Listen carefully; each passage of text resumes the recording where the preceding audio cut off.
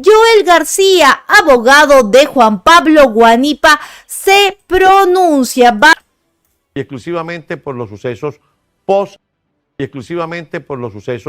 postelectorales del año 24. Bienvenido. Buenos días, Carlos. Buenos días a toda tu audiencia. Gusto estar con ustedes. Efectivamente, Carlos, ya el 28 fueron las elecciones pasadas de presidente. El 29 ya se produjeron unas detenciones, como ejemplo del caso de Freddy Superlano. Y en los días subsiguientes, una gran cantidad, miles de presos, muertos, heridos, lo que trajo esa represión sistemática y cruel que sufrimos el año pasado. Ahora bien, la situación, ya sabemos que la situación de indefensión desde el punto de vista humano de sus derechos, pero además sus derechos jurídicos. ¿Usted ha podido juramentarse como abogado de alguno de sus defendidos? Con ninguno, Carlos. Y esto data desde hace mucho rato. Conocemos los casos de presos políticos. Recuerdo que el primer caso fue el de Rocío San Miguel en febrero del año 2024. Pero yo me puedo referir a un poquito más antes, noviembre 2023, caso Cancerbero, hermanos Améstica. Desde allí, que no me impidieron que me pudieran nombrar como sus defensores, desde allí viene esa práctica sistemática, horrorosa y cruel de generar el estado de indefensión a todas las personas que ellos así quisieran. La ley y la Constitución quedó para el olvido. La ley y la Constitución es algo mitológico en la actualidad sobre el debido proceso. Ahora, hay detenidos más recientes, secuestrados, pues son secuestrados, más recientes, como es el caso de Juan Pablo Guanipa, que justo antes de ser incomunicado dijo, yo tengo un abogado, es el doctor Joel García, no acepto que se me designe un defensor público porque tengo mi abogado privado. Usted tampoco ha podido hablar con Guanipa. Fíjese, en ese caso Juan Pablo Guanipa, donde él a viva voz en un video manifestó su voluntad de designar defensor de confianza, a la luz de lo que ha establecido la Sala Constitucional del Tribunal Supremo de Justicia, esa designación es válida. Sin embargo, el tribunal nos ha dicho que tiene que ser Juan Pablo Guanipa de puño y letra, que suscriba un documento y así lo podamos llevar cuando sabemos que eso es imposible que lo podamos obtener. Entonces, la Constitución, la jurisprudencia sirve para unas cosas y para otras no. En el caso de Juan Pablo Guanipa, a pesar de esa manifestación de voluntad, no se ha permitido que yo pueda designarme como tampoco tener acceso a él. En el tema de las condiciones de salud, porque usted defiende a por lo menos 17, 18 personas que están privadas de libertad por el régimen, y entre ellos está Roland Carreño, que ha tenido siempre alguna debilidad desde el punto de vista de salud. ¿Qué información podemos tener sobre Roland? Fíjense, con respecto a Roland, igualmente se mantiene en ese estado de comunicación prolongada, y como otros presos más, la mayoría de todos los que fueron detenidos post elecciones, se mantienen en igual situación. En el caso de Roland, sabe que él tiene problemas de insulina, de cardiópata, y se mantiene con lo que puede, pues, porque es que ni siquiera ninguno de sus hijos ha podido tener acceso a él. Lo que se sabe es poco, porque acuérdate que si es a través de un papelito o algo, ese papelito está supervisado de qué se escribe y qué se dice allí. Entonces, mantener a una persona incomunicada es mantenerlo en un estado que verdaderamente tú no sabes cuál es la situación verdadera, porque no hay nadie que te lo pueda decir. Ni siquiera el defensor público que ha sido designado tiene acceso a él, porque no se le permite. Digo a él en el caso de Roland, pero a todos ellos es la misma situación. Es decir, ver a cada uno de las personas que está bajo su tutelaje desde el punto de vista de la defensa jurídica ha sido imposible. ¿A ninguno?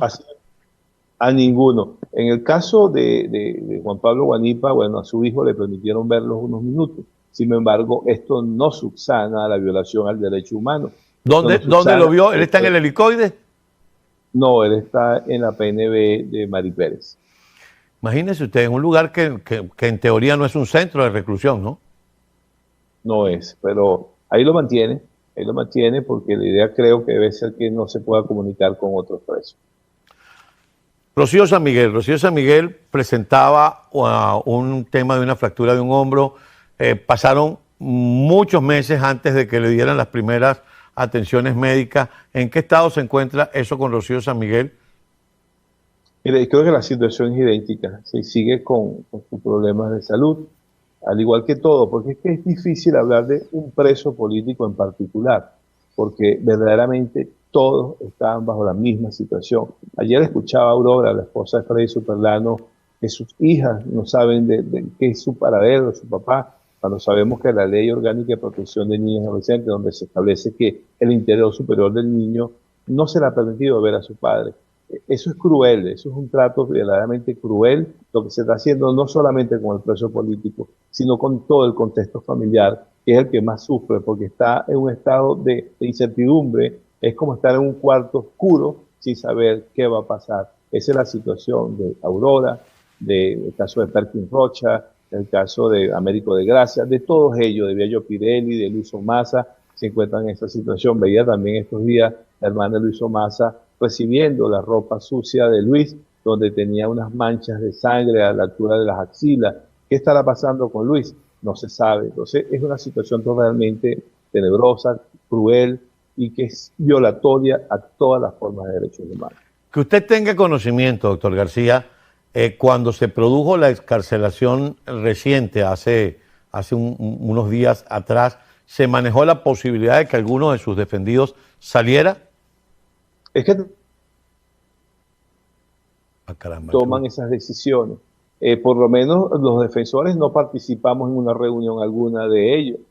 No sabemos quién elige, quién dice cuál y quién, o sea, de qué manera. Y sin embargo, estas excarcelaciones, yo creo que en Venezuela nadie está libre, porque, y cuando digo nadie, es todos los que habitamos en Venezuela, pero estas personas que estuvieron encarceladas están sometidas a medidas de coerción también, porque es que no tienen una libertad plena, es que tienen una revisión de medidas que están bajo medidas cautelares, muchos de ellos ni siquiera han podido opinar ni decir, porque también les prohíben, le violan otro derecho como es a manifestarse, y hablar de su caso, bueno, que fuese un caso de un adolescente, de un niño que está prohibido por ley, pero en los casos de los adultos, ¿por qué le vas a prohibir ese derecho? Perdón, doctor, disculpe que le interrumpa. ¿Usted formaba parte del equipo de defensa de William Dávila también?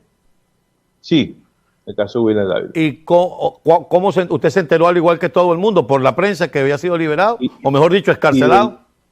Escarcelado de esa manera, idénticamente, nadie. O sea, es que no participamos en nada de eso. ¿Y usted ha tenido conversación con William posterior a su excarcelación? ¿Ha podido conversar con él?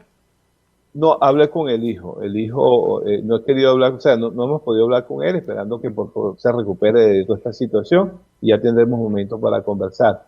Pero nos enteramos, al igual que todos, por medios de comunicación, cuando se da la decisión. Pero quién la toma, por qué la toman, no lo sabemos.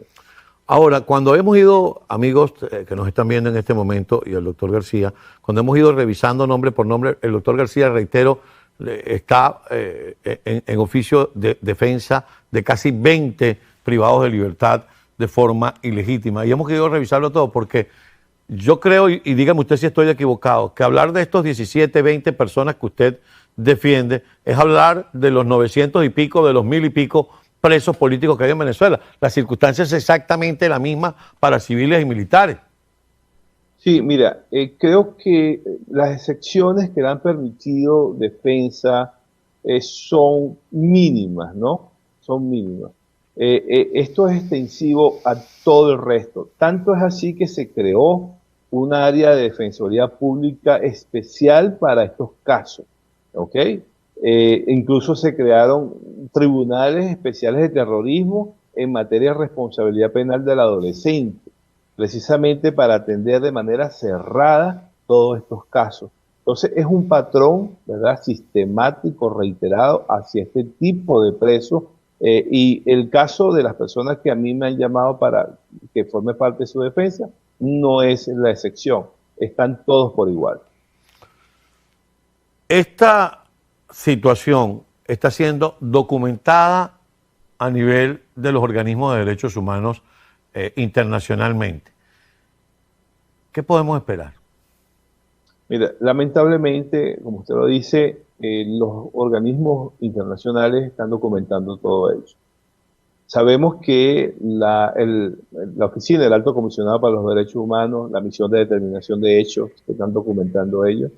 no tiene manera ni forma coercitiva de hacer cumplir al Estado venezolano sobre cómo debe tratarse a un preso. Entonces, yo estoy hablando de tratar a un preso, no me voy a meter que si es culpable o no, sino cómo debe tratar a un preso. Sin embargo, eso es caso omiso, a pesar de que formamos parte de esa comunidad internacional. La única que es capaz de sancionar a una persona directamente es la Corte Penal Internacional por los crímenes que haya cometido. Y estamos a la espera también de algún pronunciamiento de la Corte. Sabemos que el fiscal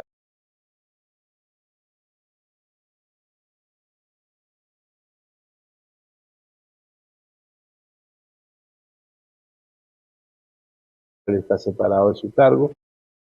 Los fiscales que le están supliendo no sabemos a qué altura o qué están haciendo. Entonces, un estado de incertidumbre y no tenemos forma ni manera de hacer cumplir, porque la institucionalidad en Venezuela está muy diezmada, si acaso se puede hablar diezmada, porque la Defensoría del Pueblo, que sí, cada vez que yo puedo dar clase y leo las atribuciones que tiene el defensor público y se las leo a los estudiantes o las converso con los estudiantes, ellos ni sabían que existía una Defensoría del Pueblo, y menos que tiene esas atribuciones, hasta inmunidad tiene el defensor del pueblo, pero es el que menos se puede escuchar en Venezuela. Y si él no lo hace, ¿quién lo puede hacer?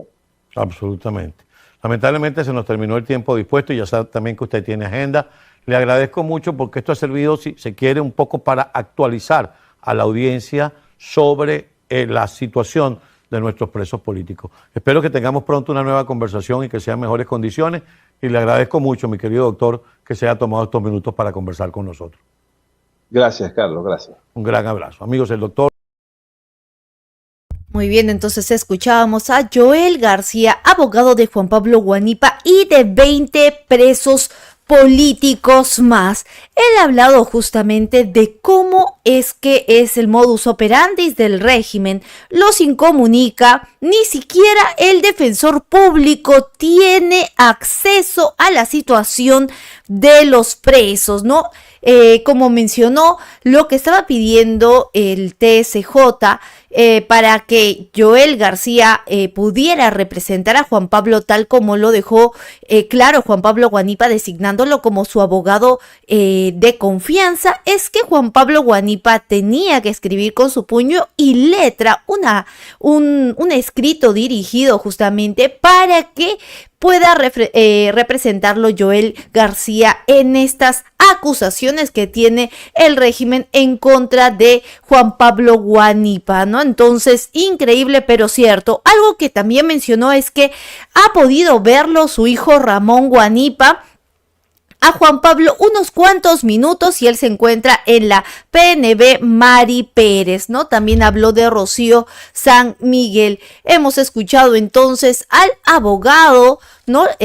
No solo es la voz de un hombre que no solo defiende causas, sino las vidas también de los presos políticos. Joel García representa a quienes el régimen quiere silenciar, a los presos políticos, a los luchadores de conciencia, a los que creen en la justicia, ¿no? Entonces, como abogado de Juan Pablo Guanipa y de tantos inocentes tras las rejas, su palabra es resistencia, ¿no? Entonces, han sido las palabras en las que hemos podido ver un poco más del panorama, no solo de Juan Pablo Guanipa, sino de cómo es la situación de los presos políticos en Venezuela, cómo es la situación de la oposición, ¿no? Entonces, lamentable las condiciones en las que la dictadura de Nicolás Maduro tiene a los presos políticos, no les deja tener justamente este acompañamiento también de sus familias para que los puedan ver.